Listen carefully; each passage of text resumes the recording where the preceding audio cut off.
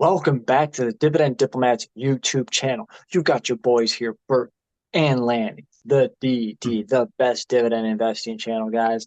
We're going to get into the tech battle royale today to find out which of the two dividend tech stocks is the better of the stocks to buy right now. Smash that subscribe button. Give this video a thumbs up. Man, I just can't wait. This is going to be a fun titan of industry. Tech sector giants here. The Sultan of SWAT. The everything that you want to see. The two biggest and best companies put in head to head to see how they are going to perform. Tell you what, it's been a while since we've done, I think, this type of battle.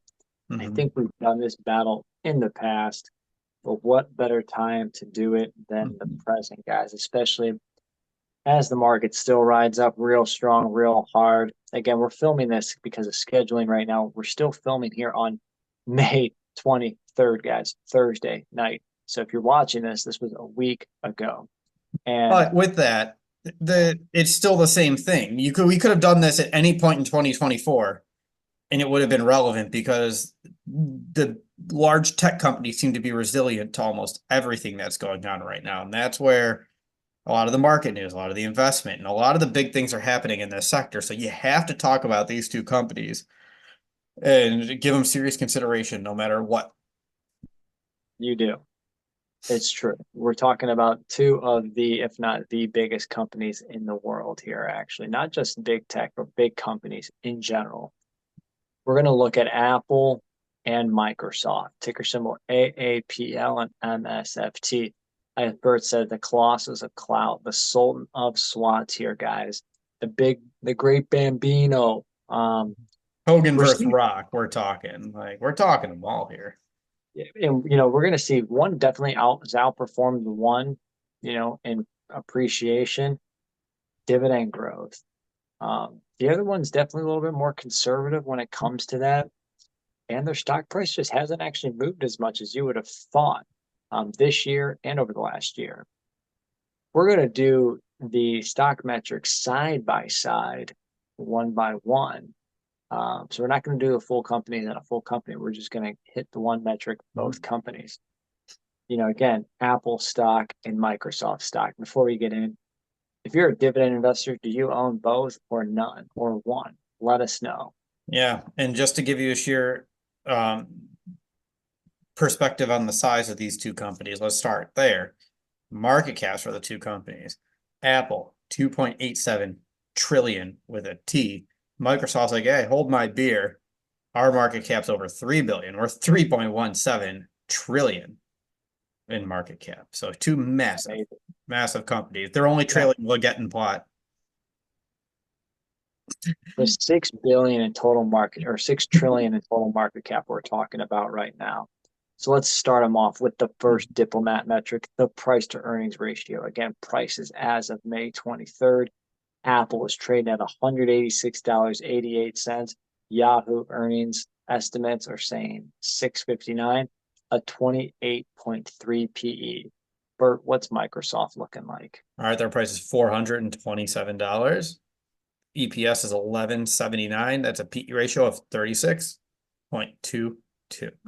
Much higher than Apple, and much higher than the S&P 500 average.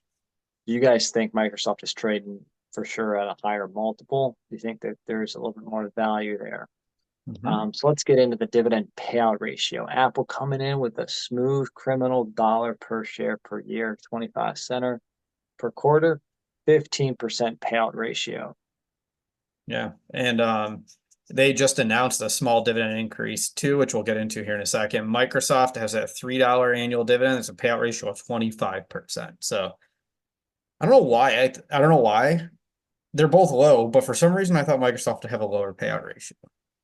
I was actually thinking that as well, but then I'm like, well, they've been growing their dividend a little bit harder than what Apple has been. Yeah.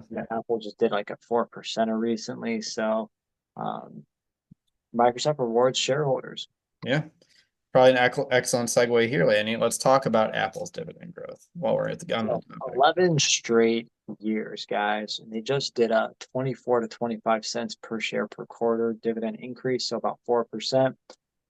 5-year average 5.57%. So no, not the 150% growth that you just got from your Nvidia shares. They did a 4%. They're Yes. like, here you go. Here's a penny.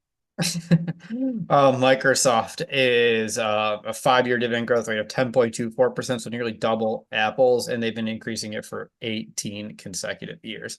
But one caveat is Apple does do the massive share buyback programs too. So they're lighter on dividend increases, heavy on the share buybacks. Now, the wild part is when you look at the yield, 0.54% from Apple. So a low dividend yield. Yeah, Microsoft, I mean, it's not much better. It's at 0.7%. So it's not, these aren't exactly the highest yielding of stocks, but that happens when your prices appreciate so much too. Yeah, and year to date, from a stock price standpoint, Apple is up just under 1% and then up about 8.75% from last year. Yeah, Microsoft's up 15%, up over this last year, up 35% or 36% over the last 52 weeks. And then, again, not, you're giving up 13 basis points on margin because the 5-year dividend yield average for Apple is about 0.67. So yielding 0.54, you're yielding less than what they've historically have yielded. Yeah, so Microsoft with that is in the same boat. Their 5-year average is 0.89%, so they're 19 basis points less than their margin. So here we have it, guys. We're going to put the metrics up on the screen. I'm curious, if you guys are buying Apple over Microsoft, what's your reason why? Yeah, I'd love to know that too, because Microsoft's been on fire. There's nothing more to say about it. They don't have to drag down like Apple does, right? Because Apple's got to spend money for content with the Apple streaming. Yeah, and that's always the biggest mystery of where's Apple next. They're revitalizing their product line too, but how are they going to grow the streaming from there? Are they going to maybe put some cash to work and buy some Paramount or Warner Brothers or something else? What's the scalability? Right now, Microsoft has the biggest edge right now with their, obviously they're in AI, they're in cloud computing, they're in, Microsoft 365. They've got like some scalable stuff here. You know what I mean? Some technology products, software. And they fixed a lot of their inefficiencies in pricing, which I know that because our company was benefiting from those inefficiencies several years ago, and now they are no longer benefiting from that. So they really cleaned it up to really take advantage of the people that are on the Microsoft infrastructure. So it helps the share price. So Apple, lower yield, lower growth, lower stock price appreciation. Microsoft beats them on all those categories. It's very interesting. It is. Neither of them are cheap, but they're never historically cheap either. And that's also worth noting here. I'll be very interested to see Apple if their price continues to fall. At what point did people start moving in heavily on Apple? I currently do not own either of the stock. Obviously, heavily indirectly own them via VOO, Vanguard's S&P 500 ETF. But boom. Let us know your thoughts on this analysis, or are you considering a different one of the tech companies, another one of the large tech? Let us know in that comment section down there.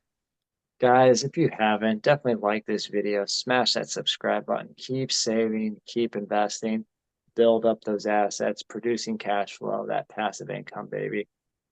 And Bert, I got one thing left to say. You're either with us or you're against us, Jack. That was Bert the Hurt and Lanny from the DD. Over and out.